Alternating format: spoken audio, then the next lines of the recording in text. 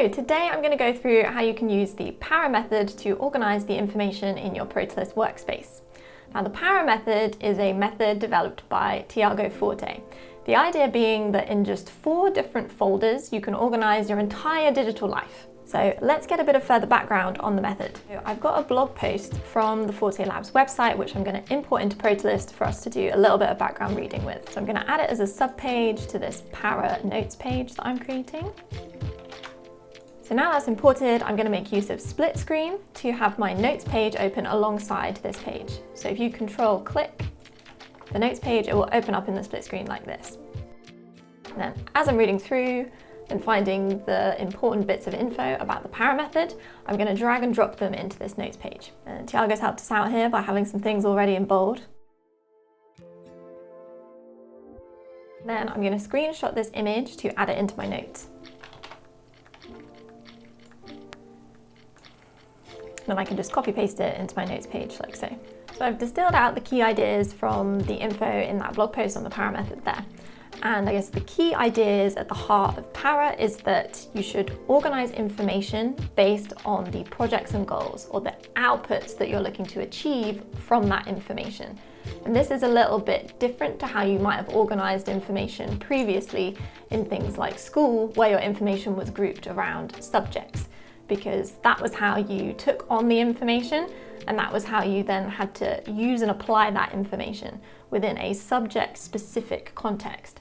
But now as you move into your life, the projects and outcomes that you're working towards are likely to be a bit of a mixing pot of information from different subjects. So the shift in behavior here is starting to organize your information by where you will be using it and applying it to achieve different outcomes and goals in your life.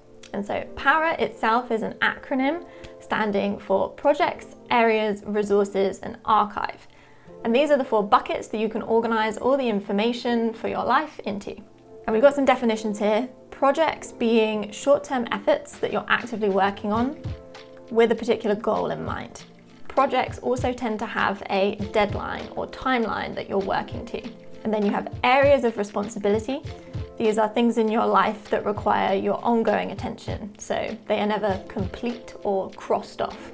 Resources are the range of topics that you're interested in and learning about. So anything that isn't a responsibility. Resources tend to be the information that you might gather for your hobbies and general interests. And then you use the archive to move any of the information from your project's areas and resources that you don't really need presently, but may want to use in the future. And then back in the blog post and any further research that you do, there's often examples of projects, areas, and resources. Having tried out the para method a few times myself, I know that this setup here, with everything sitting in distinct folders, isn't quite how it pans out to be the most useful. So I'm actually going to start building a system and show you how we can set up the different connections between these different folders to have all your information appearing as and when you might want it and need it, so that you can work on your projects and add further resources in and group them into areas. So to get started, we're going to first build the areas page. So I'm going to add a new page, select type table, and call it areas. And then I'm going to get rid of the atoms and subpage properties. And then let's add a few life areas in. So these are going to encompass both my work and personal responsibilities.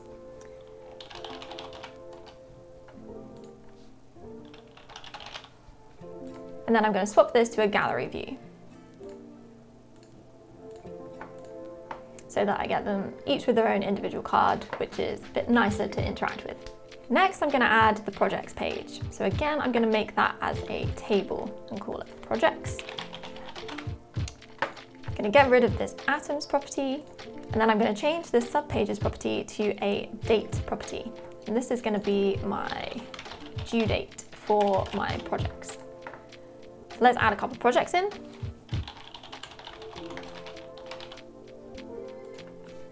So we've got projects with a defined timeline with this due date. And then these projects also correspond to different areas. So let's add a connection so that we can link these projects to the corresponding area. And And to do that, I'm going to use a linked table property. And then I'm going to choose the areas table. And then I can choose from the relevant areas that I added into my areas table.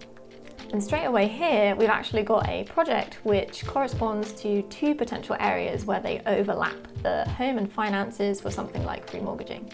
So with these links and connections, you can add both those different areas to your project. Or conversely, have your project linked to both of those areas. So yeah, I've got this. In this table here, I've got the linked areas table showing the areas that each project corresponds to.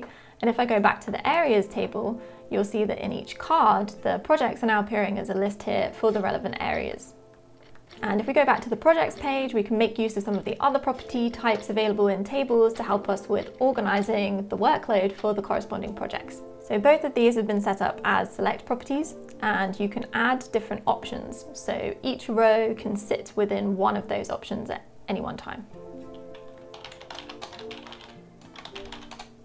And then at the top of the table, there's a series of options, one of which is filters.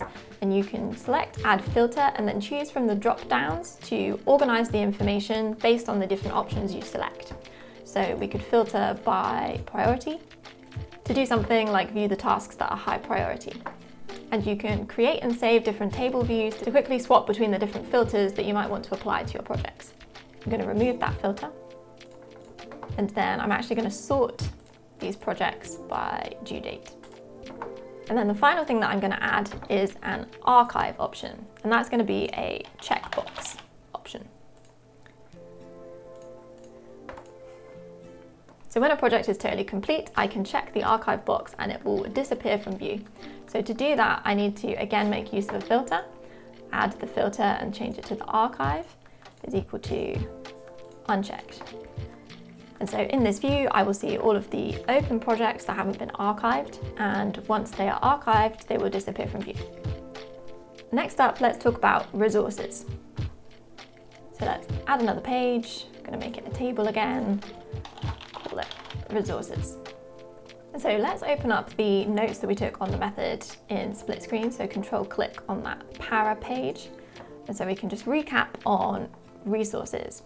So resources are the different materials that you're collecting on a range of different topics you're interested in and learning about.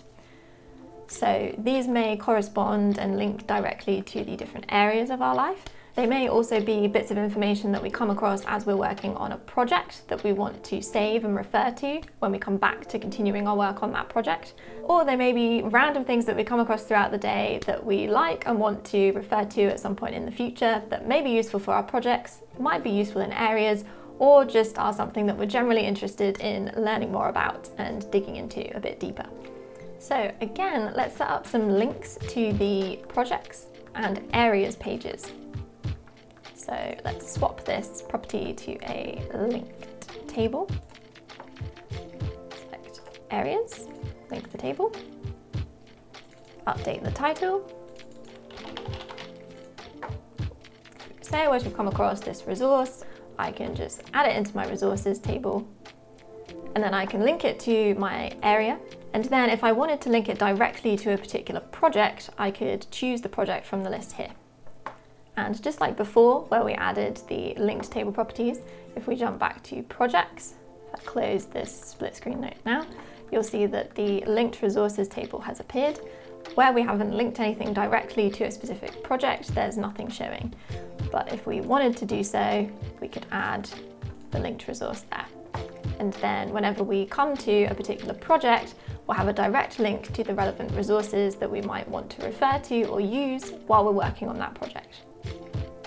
And likewise in areas, we've got a linked resources property displaying in these cards, and it shows any of the relevant resources that have been linked to a particular area. At the top of any of your tables, you can use the properties option to show or hide different properties within your particular view. And now let's create the archive. So I'm actually going to set this up as a page rather than a table. We're going to make use of the archive checkbox property and table filters to display the projects that we are archiving as we complete them in this archive page. So I'm going to hover at the bottom of this text section until the add section menu option appears. I'm going to click it and then choose link a page. and then I'm going to select projects.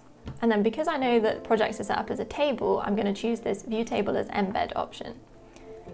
As you can see at the moment, it's showing us that main view of the table where it actually shows us the unarchived projects. So I'm going to create a new view, call it archive view. Set it up as a table, create the view, swap to that view. And then I'm going to add the filter and set it up so that only the projects that have been marked as archived, so this time checked, will appear in this list. And I can toggle different properties on and off so that I can just see the properties that I want to see in this particular view. So I can see the project and the areas it was linked to and the resources that it was linked to as well.